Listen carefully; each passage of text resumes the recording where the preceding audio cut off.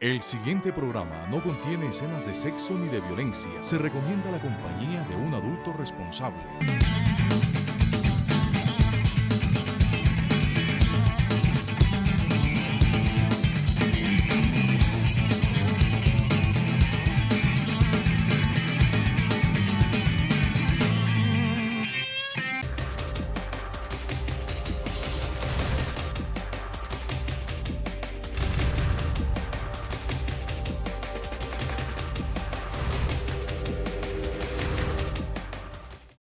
Amigos televidentes, muy buenas noches.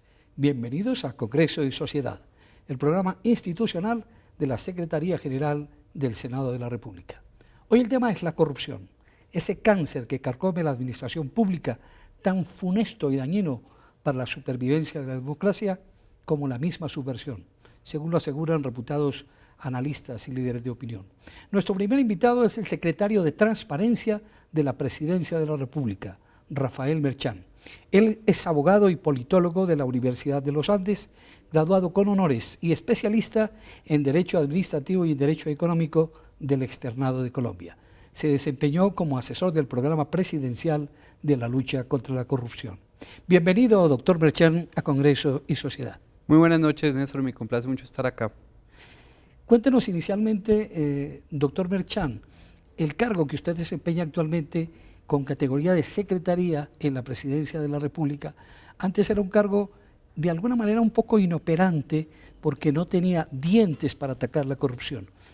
¿Cuál es el programa presidencial que actualmente se ejecuta para luchar contra la corrupción? Bien, Néstor, la Secretaría de Transparencia fue creada en diciembre del 2011, básicamente bajo el entendido que en el Estado colombiano tenemos una buena cantidad de normas, de leyes, de proyectos, de iniciativas, pero no contamos con una instancia para articular y generar políticas anticorrupción.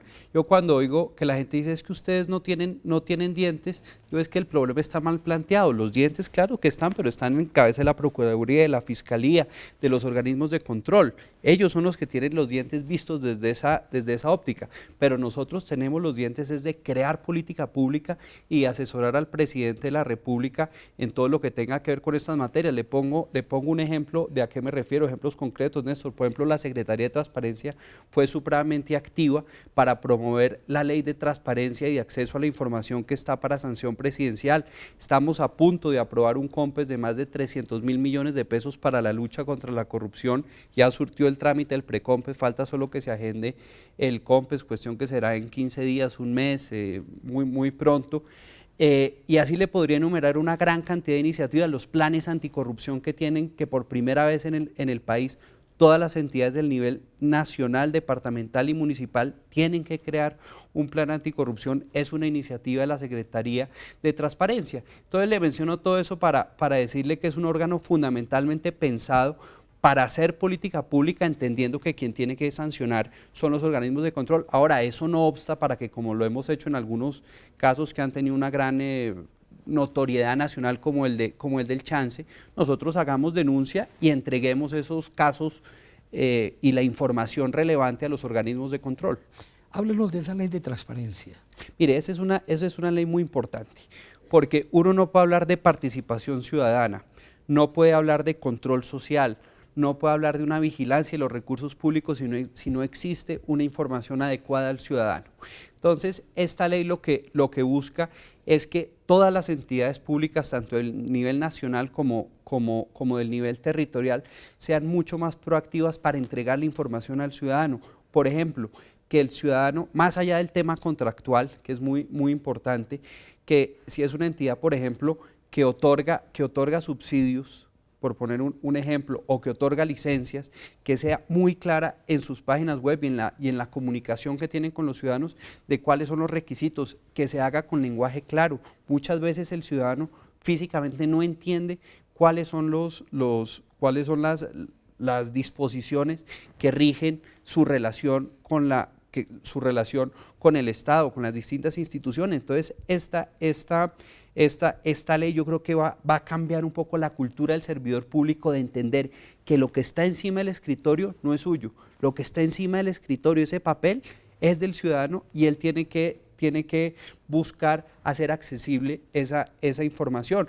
Y además eso viene con unos dientes muy importantes, por ejemplo, una serie de cambios en el procedimiento para exigir la información de manera tal que efectivamente se garantice que el ciudadano tenga acceso y que la información que está reservada sea una excepción y no sea la regla. Entonces es un conjunto de normas que, como le digo, yo creo que nos va a permitir tener un control social mucho más eficiente. Es indudable que sin una información adecuada, el ciudadano y el mismo Estado no puede acceder no puede controlar el uso de los recursos públicos. Pareciera indispensable también una campaña para crear una cultura de la no corrupción. Mire, usted toca un tema que es fundamental.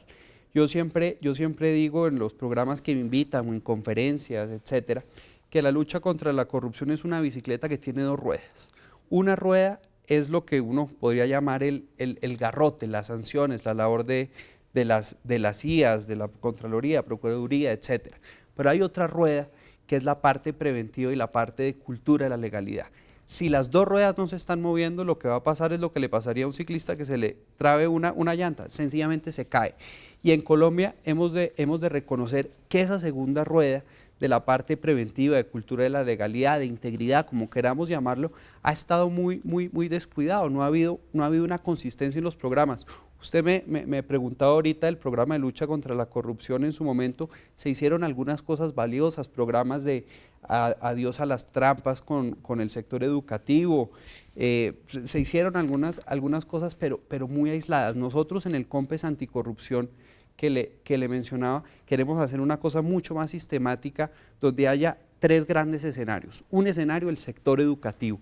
Nosotros en Colombia tenemos un divorcio muy preocupante entre lo que pasa en los colegios y las universidades y la cultura de la legalidad. Por eso estamos proponiendo que en lo que se llaman las competencias ciudadanas se incluya explícitamente una serie de contenidos para cultura de la legalidad de manera tal que el estudiante vaya formándose en este tema. Los valores, eso es un tema muy importante, los valores se pueden transmitir, así como usted transmite información de geografía, de historia, etcétera, los valores también se pueden transmitir. Entonces vamos a hacer eso con los colegios, con las universidades. En el COMPES está planteado crear una red universitaria para luchar contra la corrupción.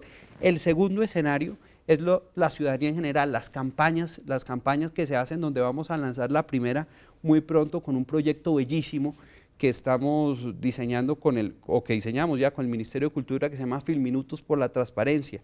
Cualquier persona con su celular, con sus tabletas, con las nuevas tecnologías, usando su imaginación, va a crear un pequeño corto de 1 minuto para decir cómo la corrupción lo afecta en su vida diaria. Y los mejores no solo van a ser premiados económicamente, sino que se van a transmitir en todas las salas de cine Colombia. Es el tipo de campañas novedosas que queremos empezar. Y hay un tercer escenario en esto de cultura de la legalidad, que es el sector privado.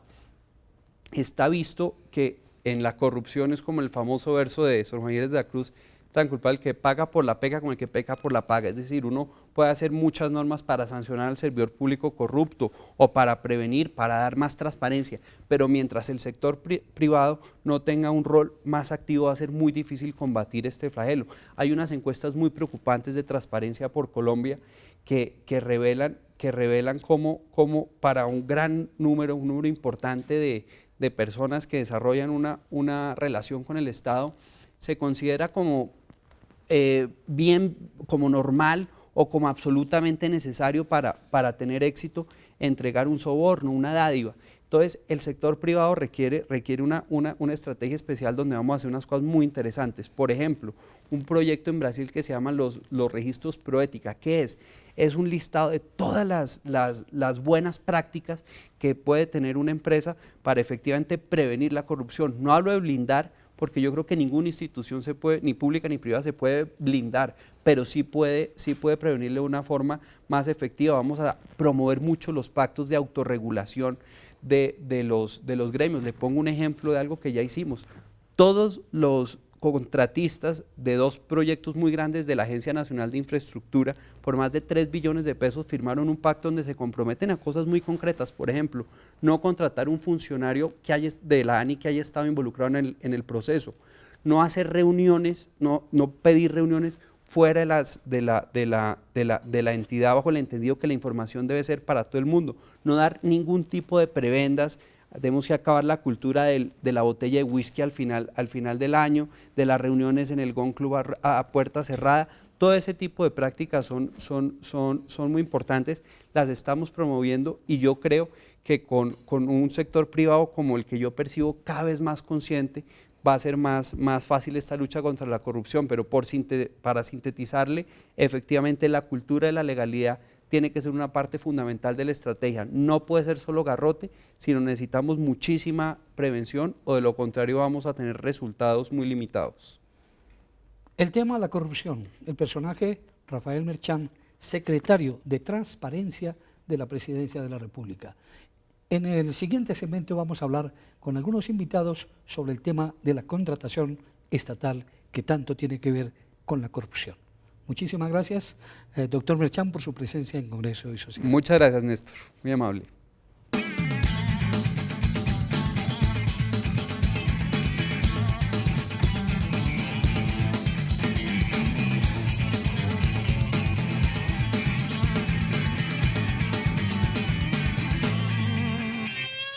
Prosperidad para todos es ambiente para todos. La mayor cantidad de contaminación de las fuentes hídricas tiene origen en los grandes centros urbanos. Las fuentes de agua han recibido más de 1.600.000 toneladas de carga contaminante por año. La contaminación de las fuentes hídricas disminuye el agua disponible para nuestro sostenimiento y el de la naturaleza. Reaccionemos ahora, detengamos la contaminación. El agua es de todos, protegerla también es responsabilidad de todos.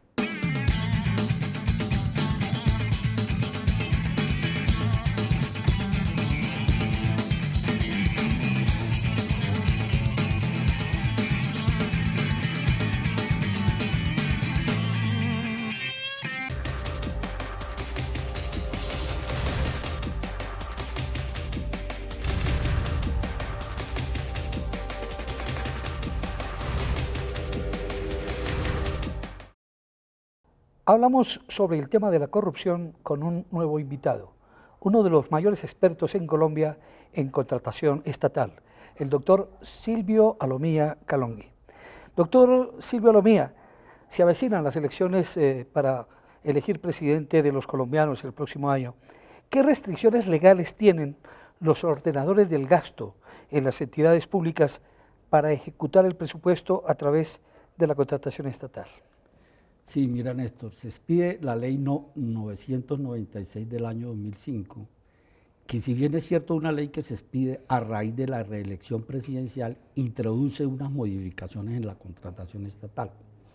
Por ejemplo, a partir del 9 de noviembre, 4 meses antes al 9 de marzo, que es el segundo domingo de las elecciones de Congreso, los gobernadores y los alcaldes, tanto municipales como distritales, no pueden hacer convenios interadministrativos que involucren la ejecución del presupuesto público. Esto es, no puede hacerse un contrato entre el Ministerio de Educación, por ejemplo, y el municipio, porque eso es una contratación que la ley la prohíbe. Igualmente, para las gobernaciones y las alcaldías está prohibido modificar la nómina, es decir, no pueden hacer nombramientos, no pueden hacer traslados de personal, que se utilizaba mucho, personal docente que pedía traslado, se hacía para esta época, y lo que el legislador quiere prevenir ahí, que se aprovechen estas situaciones para tener provechos electorales. ¿A partir de qué fecha no pueden hacerse esos nombramientos? 9 de noviembre de este año, porque va a 9 de marzo del próximo año, que es el segundo domingo, que es las elecciones de Congreso. ¿Hay algunas otras prohibiciones contenidas en esta ley? Sí. Igualmente, la norma, como te decía, introducía unas modificaciones en la parte de la Presidencia de la República a partir, dice la norma, que a partir del 25 de enero del próximo año, porque la primera vuelta para presidente es el 25 de mayo del próximo año, 2014, porque de acuerdo al Código Electoral, la primera vuelta para elegir presidente de la República se hace el último domingo de mayo. Y dice la norma, 4 meses, ahí sí lo dice, 4 meses anterior a las elecciones de presidente, no se puede hacer ningún tipo de contratación directa en Colombia, ningún ente estatal. Ahora, además de los municipios y las gobernaciones y sus entidades descentralizadas que señalé anteriormente, ningún ente estatal, ni la Comisión Nacional de Televisión, ni ningún ministerio puede hacer contratación directa en Colombia. Debo advertir que cuando se expide la ley 996 de 2005, en Colombia estaba vigente la ley 80, que es la ley que regula los procesos contractuales en Colombia, y ahí solo se hablaba de la licitación pública y el concurso de mérito, que no eran contratación directa. Hoy en día, con la expedición de la ley 1150 de 2007, hay una nueva modalidad de selección que no es contratación directa, que es la selección abreviada, para advertir que la selección abreviada, por no ser un tipo de contratación directa, se puede hacer en época preelectoral. ¿Y en qué consiste esa selección abreviada? La selección abreviada son unas causales que da la ley 80, diferente a la licitación pública, para poder hacer procesos. Por ejemplo, los contratos de prestación de servicios de salud, los contratos de menor cuantía, que antes se hacían por contratación directa, ahora se hacen por selección abreviada. Dentro de esta misma tónica, ¿usted cree que ha sido positiva la experiencia del control fiscal posterior ejercido por la Contraloría General de la República, o cree que por el contrario hubiera sido mejor mantener el control previo que establecía la Constitución de 1986? Lo que hemos venido observando, y cuando esto digo desde la academia, consideramos que ha sido nefasta la experiencia del control posterior. Era el control anterior, que aunque la Contraloría, podríamos decir, interfería algo en la autonomía de las alcaldías y las gobernaciones, pero era mejor porque desde un comienzo se prevenía los posibles daños patrimoniales. Se escucha decir que alcaldes y gobernadores no están preparados para asumir estos procesos de contratación en Colombia. ¿Usted considera que deben contratarse otras personas para que asuman esos procesos o que se delegue en otros funcionarios? No, yo considero que el alcalde o el gobernador, por ser decisión popular, en él debe reposar la responsabilidad.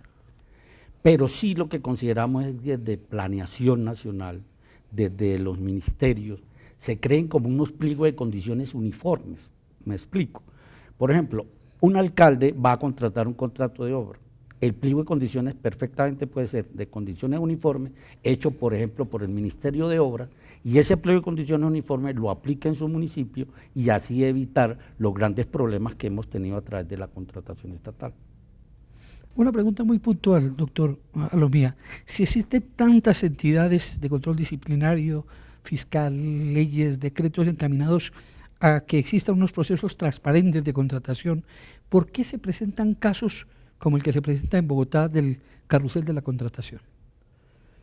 Señor periodista, mire que existía un decreto, el 2170 del 2002, que entró a regir el primer año del 2003, y era un decreto que decía que cuando en una contratación se hacía un anticipo por el 50% superior a la mayor cuantía del presupuesto en la entidad, se manejaba en cuentas separadas, y esa cuenta la manejaba tanto el contratista como la entidad estatal, y los rendimientos financieros pertenecían al erario público.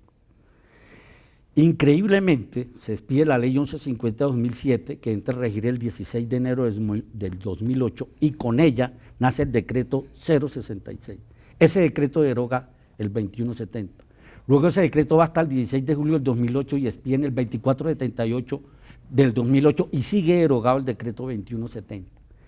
Mire cómo nos hubiéramos podido evitar tanto desgreño, tanta corrupción administrativa, tanto detrimento patrimonial. Para citar solo un ejemplo, en la carrusel de la contratación, en el tercer milenio, en la tercera fase de Transmilenio, el anticipo fue casi por 200.000 millones de pesos, y eso lo manejó directamente el contratista.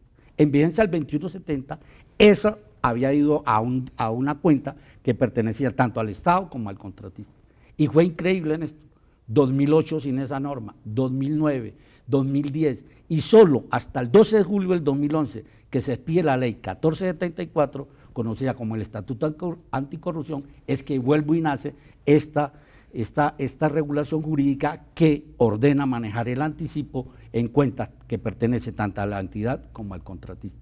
Fue en esos años que increíblemente uno no diría desde el punto de vista de la academia que fue direccionado, no tendría uno prueba para decir eso, pero sí es un hecho que la historia nos muestra y uno la puede señalar. Un análisis de los hechos objetivos demuestran que eso pasó así, increíblemente, no sabemos por qué, pero de existir esta norma, el 2170, reitero, se hubiera podido evitar ese detrimento patrimonial del carrusel, sobre todo en la calle 26 con los nules.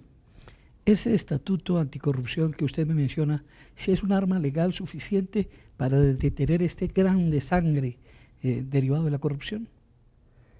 Bueno, desafortunadamente, no solo en Colombia, en el mundo nos demuestra que la expedición de normas no son suficientes para combatir la corrupción administrativa. Siempre habrá, como se dice, se expide la norma y se busca cómo hacerle el quite a la norma. Se necesita más conciencia social, más veeduría ciudadana, más presencia, por ejemplo, de la comunidad académica, de la comunidad estudiantil, que nos haga presencia y haga acompañamiento en esos procesos. Pero yo creo que la sola expedición de la norma no soluciona el problema. Muchas gracias por su presencia aquí en Congreso y Sociedad, doctor Silvio Alomía. Gracias a usted, profesor Néstor Cardona, por su generosa y amable invitación. Regresamos aquí a este programa con Luis Guillermo Dávila, experto en contratación estatal, en algunos instantes. Vamos a algunos mensajes institucionales.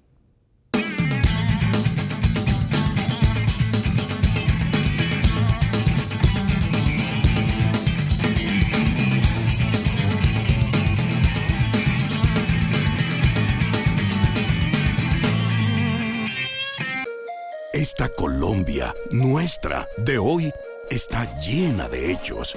Hechos innegables y sorprendentes, hechos que nos llenan de orgullo y que hablan por sí solos. ¿Y qué dicen estos hechos? Dicen que tenemos el talento, los recursos y el empuje. Estos hechos nos dicen y le dicen al mundo que somos realidad, que somos certeza, que somos solución. En una sola frase dicen, la respuesta es Colombia.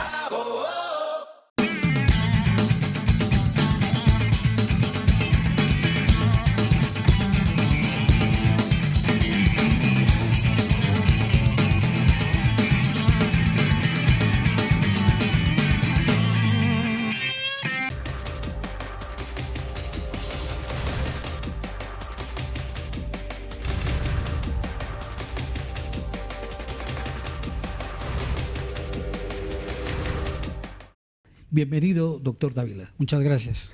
Doctor Dávila, ¿nuestras normas de contratación son idóneas para acabar con la corrupción o por el contrario la facilitan? Es que yo creo que el problema está mal enfocado cuando se piensa que la corrupción se ataca con normas jurídicas. Ese fenómeno lo que produce es inseguridad, los cambios producen más ineficiencia, pero está demostrado que todos los cambios normativos que hemos hecho nos sirven para acabar el fenómeno. Es que el fenómeno de la corrupción tiene varias fuentes, la politiquería, la mala preparación de funcionarios, etcétera, etcétera. Entonces podemos tener la ley perfecta, que si no hay un cambio de esos factores, un cambio de valores, pues no va a pasar nada distinto a lo que estamos viendo. En conclusión, el problema no es de la ley. Es un problema cultural. Sí. Un problema cultural, de valores, de muchas cosas. Todo el Estado también, como está montado sobre eso. Según informes de la Contraloría General de la República, gran parte de la contratación estatal no se hace siguiendo el procedimiento público, sino a través de la contratación directa. ¿Qué opinión le merece esto? Que eso es correcto y yo creo que se da por tres razones. La primera, porque es la misma ley de contratación las que establece unas excepciones que, como su nombre lo indica, deberían tener ese carácter. Sin embargo, se han convertido en la regla general, muchas veces por la falta de capacitación de los funcionarios. Ese mismo legislador que nos vendió la Ley 80 como un estatuto único, Pues a los pocos días está expidiendo leyes y leyes, y hoy hay más de 45 regímenes especiales de entidades públicas que están por fuera de la ley 80 y por tanto no tienen a la licitación pública como regla general. Entonces, ese gran problema de la contratación pública, de la contratación directa, se debe a eso, a que en la mayoría de casos es el mismo legislador al que ha propiciado, sacando contratos de la ley 80 para llevarlos a otro régimen, normalmente el del derecho privado. ¿Qué sugeriría usted que se concentrara en una sola ley, una forma de combatir este flagelo de la corrupción? Cuando se debatía la reforma de la ley 80 y yo fui miembro de una comisión revisora, pues uno de los temas puntuales era revisar hasta cuánto se justifican los regímenes especiales. Y la conclusión es que muy pocos, que la mayoría de ellos han nacido por el lobby de las entidades que quieren salirse por la ley 80, por el lobby del funcionario público. ¿No quieren estar las entidades sometidas a unas leyes que les limitan su accionar? Ese es el problema de batalla. Se supone que con la ley 80 de contratación buscábamos agilidad, celeridad, se eliminaron trámites, se eliminaron controles, pero la norma dice una cosa y la práctica otra. El funcionario público, tal vez llevado por el temor a las IAS, los organismos de control, le gusta enredar más, y hoy el problema está tanto en las leyes y en el comportamiento del funcionario público. Me refiero al problema de ineficiencia. Es muy frecuente la queja de que a los funcionarios públicos se les dificulta mucho ejercer sus cargos, apropiar partidas, celebrar contratos, porque resultan envainados en la Procuraduría o en los organismos de control. ¿Usted qué tiene que decir a eso? Sin duda hay un problema de los organismos de control, sobre todo a nivel territorial, en donde muchas investigaciones se hacen siguiendo parámetros que dictan los jefes políticos de esos funcionarios. Eso es innegable. Ese comportamiento permanente y cada vez más fuerte de los organismos de control es lo que ha llevado al funcionario, por temor y por salvaguarda, a ser ineficiente, porque para lograrlo se inventa requisitos, entraba todo. Pero nuevamente le digo que el problema no es de ley, porque si fuera así, la motivación que se tuvo con la ley 80 fue eliminar restricciones, controles y estuviéramos en otro panorama. ¿Qué opinión le merece el recientemente expedido decreto 1510 del 2013? ¿Y cuál es su espíritu? A ver, el decreto 1510 busca reglamentar la ley 80, en especial la ley 1150, y lo que busca es llenar los vacíos que dejó la ley y regular algunas materias que expresamente la ley señalaba. El decreto como tal no es bueno ni malo, sino lo que me parece que es nocivo es que es el tercer decreto que expedimos en este gobierno en los últimos 2 años.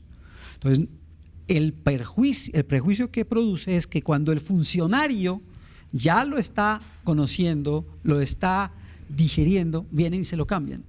Entonces, so pretexto de defectos del anterior. Entonces, ese decreto como tal tiene cosas buenas, tiene cosas malas, tiene muchos vacíos que darán lugar, estoy seguro, a que en un corto tiempo saquemos otro decreto. ¿Sí cree usted, doctor, que, como lo percibe la opinión pública, hay tanta corrupción en la contratación estatal? Sin duda, los fenómenos que se están viendo apuntan a eso. Ahora, también creo yo que no todo lo que dicen los medios de comunicación como corrupción lo es, sobre todo a nivel territorial, sino que varios errores crasos que uno no entendería comete un alcalde de un municipio pequeño, etcétera, pues lo convierten en algo de corrupción, pero no lo es en realidad. Y eso tiene que ver, vuelvo a lo que dije inicialmente, el problema no es de la ley, el problema es de los valores, de cómo está montado el Estado. Magnifican de todas maneras los medios de comunicación lo que para ellos es alguna irregularidad administrativa y lo elevan a la condición de corrupción. Sin duda el papel de los medios de comunicación ha sido positivo en muchos casos. Uno lo advierte todos los días que por las quejas y las investigaciones que adelantan se logran parar procesos o echar para atrás adjudicaciones. Ese es un papel positivo. Pero a veces no hay en el periodista que se encarga de estas materias el rigor científico y la investigación adecuada, lo cual lo lleva a decir de manera pública cosas inexactas, produciendo un daño. También encuentro que en no pocos casos, por decir algunos, las noticias sobre contratación obedecen a algún criterio político, de amiguismo, de alguna razón que llevan a que el periodista saque esa noticia porque le produce un impacto en el servidor público. Hoy en día a un servidor público le preocupa más verse en los medios de comunicación que a los mismos organismos de control. Hay un sistema de contratación estatal adoptado en algún país que usted conozca que haya podido frenar el fenómeno de la corrupción. No, porque es que la corrupción no se frena con leyes. Si llevamos a la ley temas de corrupción, lo que hacemos es poner más requisitos, más instancias de control. Y como lo advertí al principio, podremos tener la ley perfecta, hecha por la mano de Dios, mientras los funcionarios y contratistas la sigan aplicando, no pasará nada. Bueno, muchísimas gracias por su presencia en Congreso y Sociedad al doctor Luis Guillermo Dávila Vinuesa. Él es asesor, consultor y litigante en materia de contratación estatal, árbitro de varios tribunales de arbitramiento en donde se han debatido controversias contractuales.